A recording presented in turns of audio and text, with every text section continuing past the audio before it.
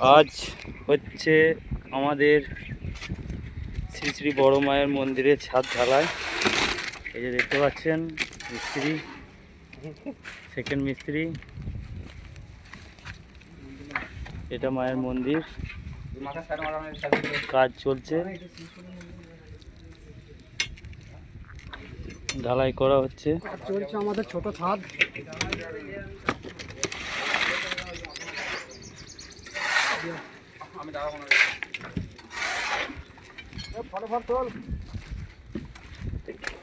কাশপুর গলসি পূর্ব বর্ধমান জেলার এটি একটি ছোট্ট কালী মন্দির নির্মাণ হচ্ছে।